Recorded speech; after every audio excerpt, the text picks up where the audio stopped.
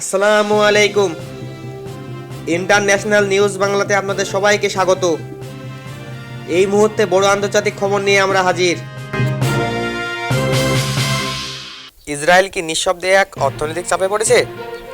গাজা যুদ্ধের মধ্যে হঠাৎ করে চীনের সঙ্গে ইসরায়েলে বিনিয়োগ নিয়ে বড় প্রশ্ন উঠে এসেছে। দ্য ক্যান্ডেলের রিপোর্ট বলছে, চীন ঘনিষ্ঠ বিনিয়োগ সংস্থাগুলো ইসরায়েলে একটি বিনিয়োগ থেকে সরে আসছে। এটা কি নীরব বয়কট নাকি শুধুই ব্যবসায়িক ঝুঁকির হিসাব?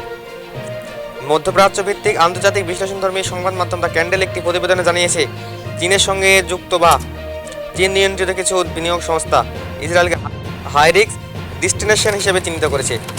এর ফলে ইসরায়েল নতুন বিনিয়োগ অনুমোদন আটকে যাচ্ছে।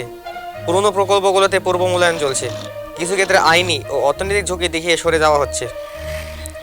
দ্য ক্যান্ডেলের বিশ্লেষণ অনুযায়ী এর পিছনে কয়েকটি বড় কারণ আছে।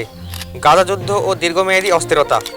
যুদ্ধ যত দীর্ঘ হচ্ছে তত ইসরায়েলকে অস্থিতিশীল বজায় রাখার হিসাব দেখা যাচ্ছে। তো যত দীর্ঘ হচ্ছে ততই ইসরায়েলকে অস্থিতিশীল বাজার হিসেবে দেখা হচ্ছে। আন্তর্জাতিক আইনি ঝুঁকি। ভবিষ্যতে যুদ্ধ সংক্রান্ত মামলায় ইসরায়েলি প্রকল্পে জড়িত বিদেশি বিনিয়োগকারীরাও আইনি জটিলতায় পড়তে পারে।